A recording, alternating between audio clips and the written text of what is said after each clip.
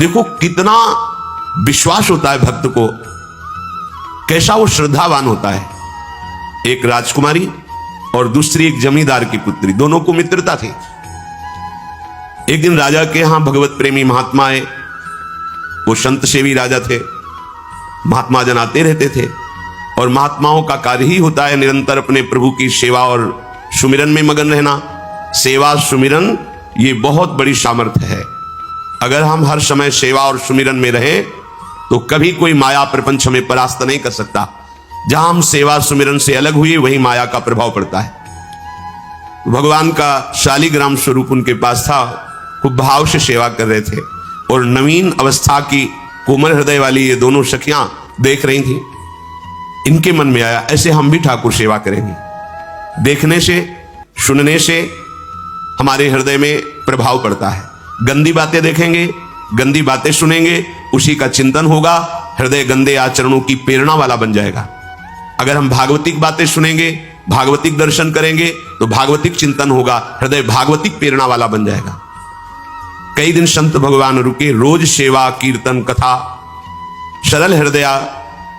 उन दोनों सखियों में बात आई कि चल करके संत भगवान से कहते हमको भी ठाकुर जी दीजिए। दोनों ने चरण पकड़कर प्रार्थना की, गुरुदेव हमारे हृदय में भी इच्छा हो रही कि हमें ठाकुर सेवा मिले। अब दोनों बच्चे ही थे। संत भगवान ने विचार किया सेवा पद्धति में बहुत सावधानी की आवश्यकता होती है। अभी ये बच्चे हैं, कहीं सेवा अपराध न बन जाए। सेवा अपराध भी होता है। उपासना में चलने वाले उपासक को सेवा अपराध और उप सेवा अपराध 32 ये 64, इन पर सावधान रहना चाहिए। ये गलती नहीं होनी चाहिए। जैसे आप ठाकुर सेवक हैं, अपने घर में सेवा विराजमान किए हुए हैं। अब जैसे आपको ठाकुर जी के दर्शन के लिए जाना है, जहां तक ठाकुर जी के दर्शन करने के लिए जाना है, हो सके तो पादुका न पहने, नंगे पैर दर्शन करने जाए। यदि आप में ऐसी सामर्थ्य नहीं है किसी कारण से, तो सीढ़ियों में पादुका नहीं पहनना चाहिए। जहां से मंदिर की सीढ़ियां हैं, पादुका उतार कर माथा रखकर सीढ़ी में फिर चढ़ना चाहिए। खड़ाओं या पादुका पहन करके श्री विग्रह के दर्शन करने के लिए जाने में फिर अपराध लगता है। अरे अपने मालिक के दर्शन करने जा रहे हैं, स्वामी के दर्शन करने जा रहे हैं, प्रभु के दर्शन करने जा रहे हैं, तो अपनी कुटिया से और मंदिर तक नंगे पैर जाना चाहिए। ये भावना रखनी चाहिए। भरत जी जा रहे हैं प्रभु के दर्शन करने के लिए, अयोध्या से पैदल ही चले थे, तो सुकुमार चरणारविंद तो बड़े बड़े फफोके छाले पड़ गए थे। वशिष्ठ जी ने देखा, सबने मिलकर भरत जी से कहा पालकी पे बैठ जाइए। तो उनका हाँ, मेरे प्रभु यहां नंगे पैर चले हैं और मैं पालकी पे बैठ जाऊं? उचित तो यह है कि अपने प्रभु के दर्शन के लिए मैं जा रहा हूं, तो जहां जहां प्रभु के चरण पड़े वहां मेरा शीश पड़े, अर्थात सिर भर जाऊं। उचित असमोरा सबते सेवक धर्म कठोरा। यहां मैं सर के बल चल के जाऊं, पर असमर्थ हो। तो आप कह रहे हैं पैर में छाले पड़ गए, आप सवारी में बैठ जाइए, ऐसा नहीं हो सकता।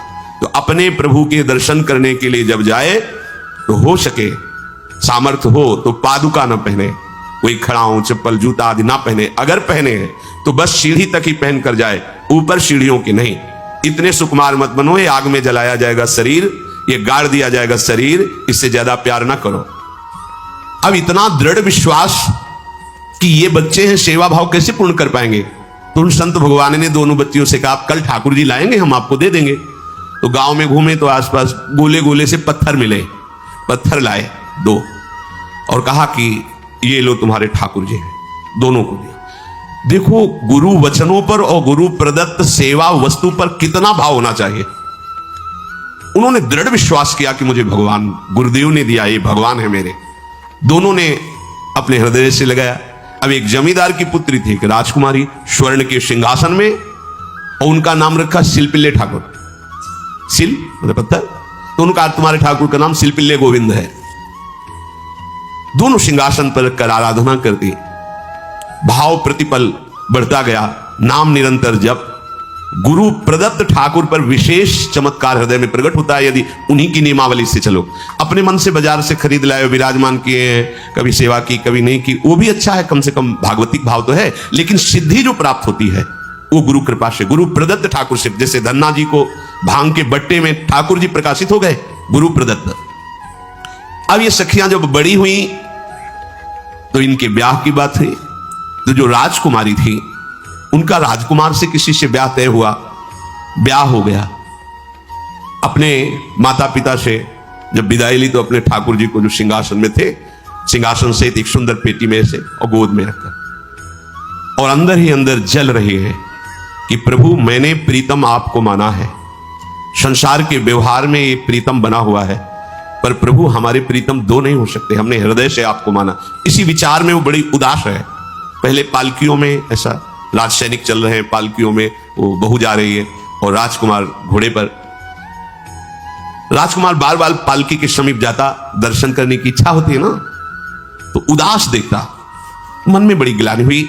उसने कहा, एक नदी थी, उसने कहा यहां हम थोड़ी देर विश्राम करना चाहते हैं, राजकुमारी की पालकी रखी जाए और सैनिक दूर खड़े हो। तो राजकुमार वैसे ही आज्ञा हुई। तो बात करना चाहते हैं पर वो ना देखती है और ना बात करती है, और इतना सुंदर रूप, क्योंकि ब्रह्मचारिणी और भगवत आराधना। अब उसके हृदय में जलन हुई कि ऐसा क्या है जो हमसे बात नहीं कर रही। बस बार बार ऐसे पिटारी खोल के ऐसे ठाकुर जी को देखती। नाम जप और सेवा के प्रभाव से वो सिल नहीं रह गया था, वहां उसको सांवरे श्याम सुंदर की झांकी मिलती थी। जब अपने शिल्पिल्ले ठाकुर जी को देखती तो ललित त्रिभंगी श्री लालजू महाराज श्याम सुंदर दिखाए, अत्यंत आसक्ति।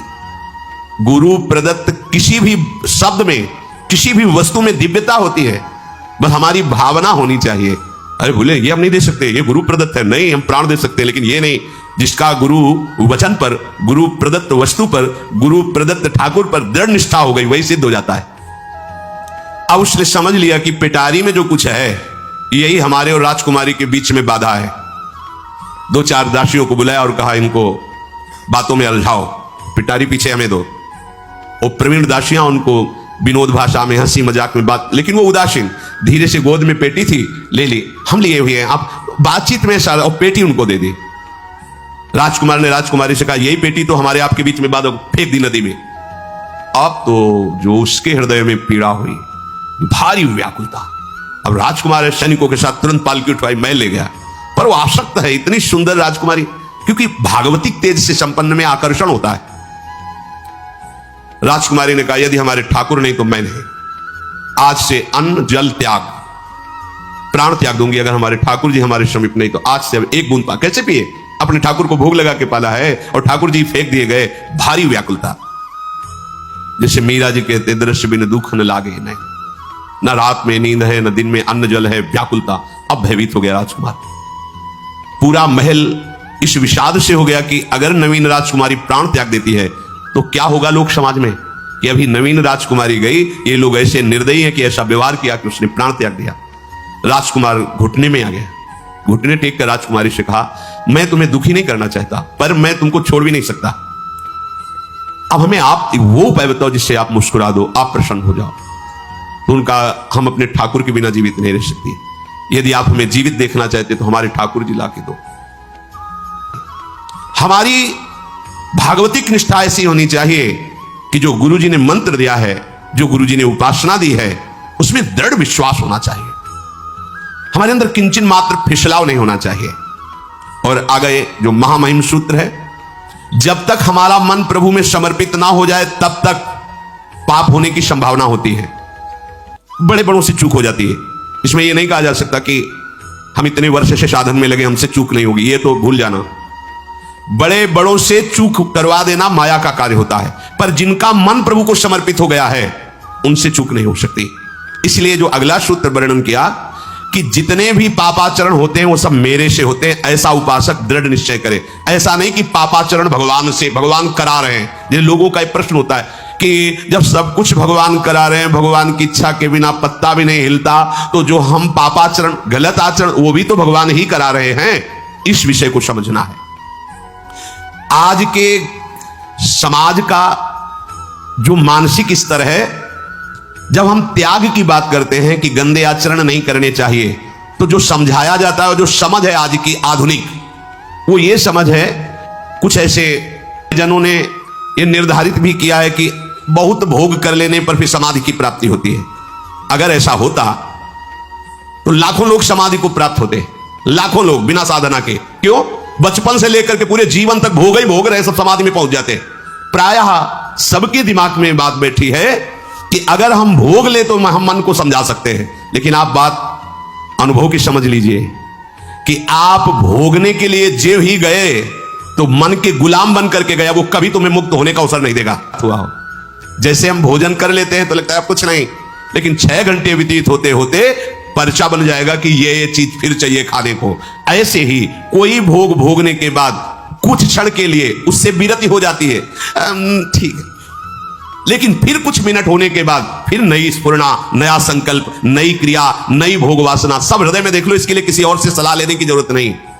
इसलिए ये जो संतों का मत है, शास्त्र का मत है कि भोगों के भोगने से भोग वासना दृढ़ होती है, कामना बढ़ती है, ना कि शांति मिलती है। लेकिन आधुनिकता में भोगों को भोगने से शांति मिलती है, ऐसी धारणा बनी हुई है, और ये गलत है। और ये इतनी गलत हो जाती है कि हम हत्या करने लगते हैं, हिंसा करने लगते हैं, पूज्य जनों के साथ दुर्व्यवहार करने लगते हैं।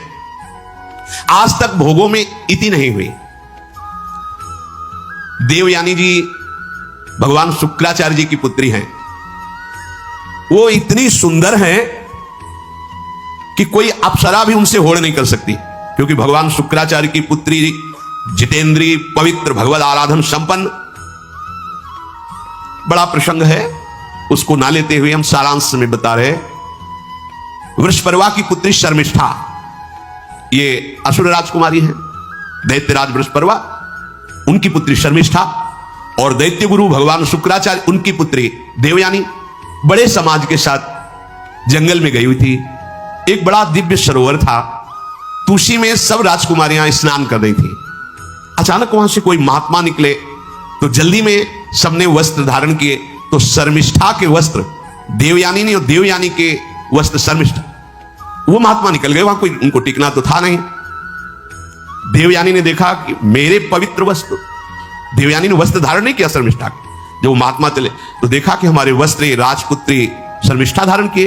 तो उनका तुझे पता है मेरे वस्त्रों को स्पर्श करने का भी तेरे को अधिकार नहीं, तूने धारण कैसे कर लिया? तो उनका ज्यादा मत बोल, इतना गुमान करके मत बोल। जैसे सब सेवक पलते हैं मेरे महाराज से, ऐसे तेरा पिता और तू भी मेरे महाराज के द्वारा ही पोषित है, क्योंकि वो तो राजा है, सारी सेवाएं वही देते हैं। ऐसा नहीं बोलना चाहिए, क्योंकि गुरु पुत्री है, आचार्य पुत्री है और सम्माननीय है, पर ऐसा वो बोल गई शर्मिष्ठा। देवयानी ने कहा तुझे पता है अगर मेरे पिता की दृष्टि बदल जाए तो 2 मिनट में देवता तेरे पिता सहित संपूर्ण राज्य को नष्ट कर देंगे। मेरे पिताजी के भय से ही देवता आक्रमण नहीं कर, शुक्राचार्य मंत्रवेत्ता है। ज्यादा बात बढ़ गई तो राजकुमारी का शासन चलता है। उसने कहा इस गुरुपुत्री को उठाकर कुएं में डाल दिया जाए, और उस समय वस्त्र धारण नहीं की हुई थी, उनको उसी स्थिति में डाल दिया गया और वो चली गई। उसी समय शिकार खेलने के लिए महाराज ययाति चक्रवर्ती सम्राट